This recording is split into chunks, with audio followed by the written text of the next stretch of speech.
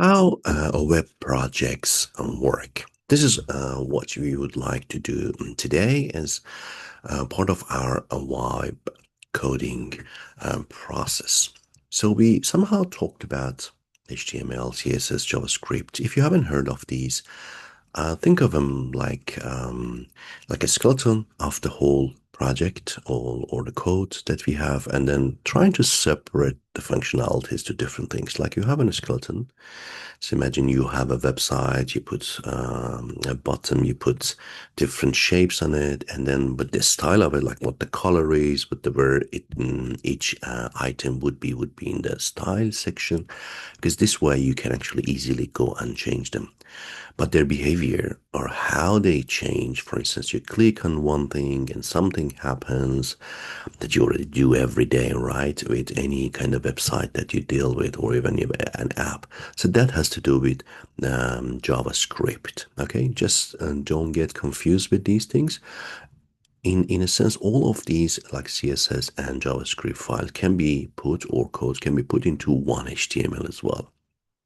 But to be able to easily manipulate them and easily edit them, usually they are separate files so that people can manipulate or edit them easily. Anyway, so for instance, let's just jump into an example.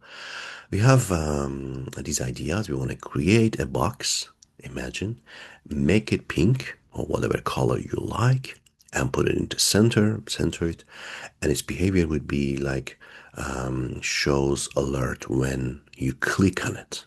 You can think of any functionality. So you can see that we are talking about the skeleton of the system, right? Or your web app or project, and its style, which is what color, center, position, and things like that, and its behavior, or as we say, the functionality of it. Okay, so let's have a look how we do it with AI.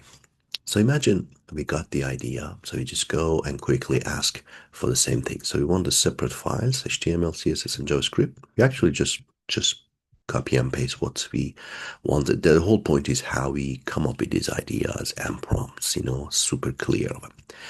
And then ChatGPT will tell us, okay, usually confirms it. So we want to create HTML, create the box, CSS makes it pink and center, and JavaScript would do that. And it just keeps going with the file separately. You can see this HTML with structure done, CSS in a CSS. You can actually copy them and save them as these files, but to be able to quickly visualize and see the results, I'll show you what we do. We just need to copy and paste from these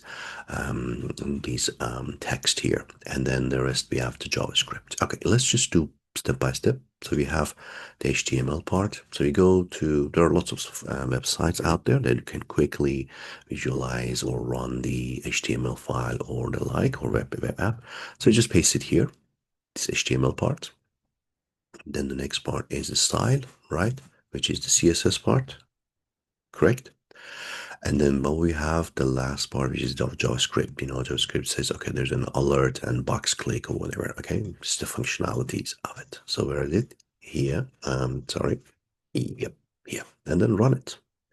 As you run, it actually can help you as well. It says hold on, move CSS. There seems to be some CSS related here, JavaScript to be able to go. You can actually hold on, like click and then send it to CSS or JavaScript. That's fine for now. But you can see the idea was if I click this, we have the pink one, right? We have this shape as well, and we just click, and then we got the box clicked. It's amazing, right? So we quickly managed to do a simple web app, and all these codes are here.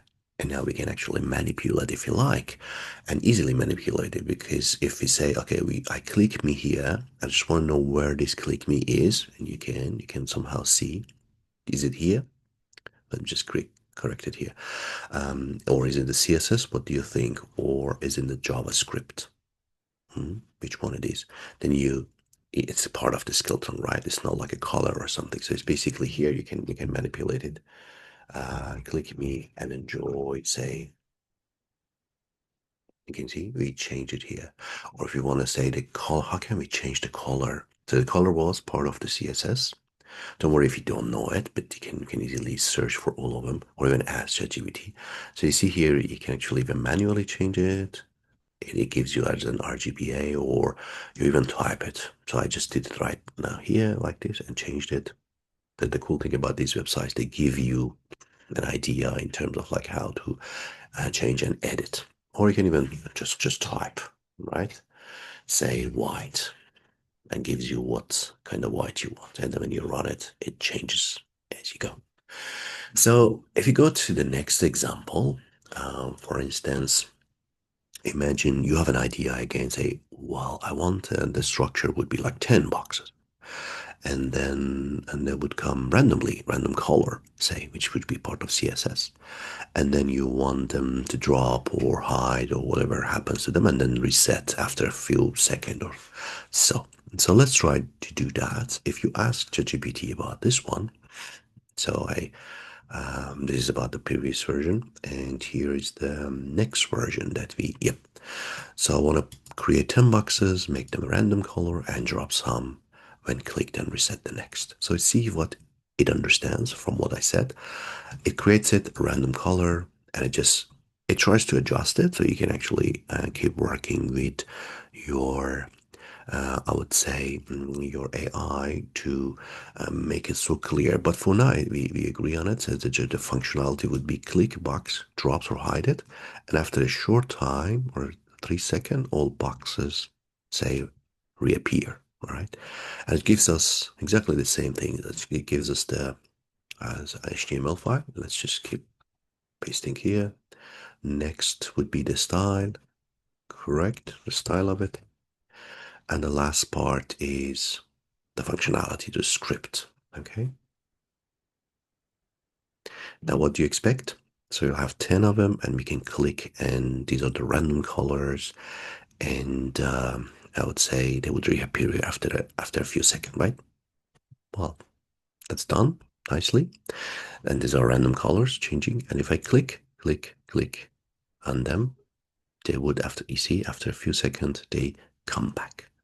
But if you want to change them, you can do any kind of changes here. You can see the boxes here, the definition of the boxes, box containers, and their sort of the colors for each. They're centered, and then the box, the definition of them, where they're located, and the borders, and the printers, and all the details, and the functionalities here, right? The functionalities comes like the setup box.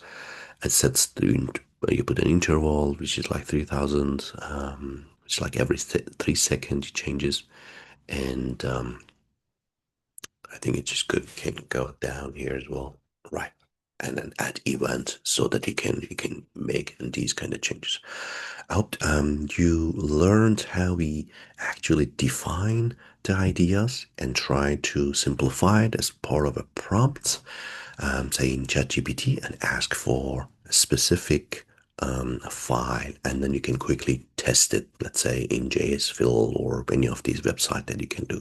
You can of course download them as an HTML and also or JavaScript and CSS and run them all together. I'll show you later on, but for the time being we want to do a quick check so to see that if it works or not. And that's what I like about these kind of web app projects, that you can easily test them quickly without anything installed on your computer.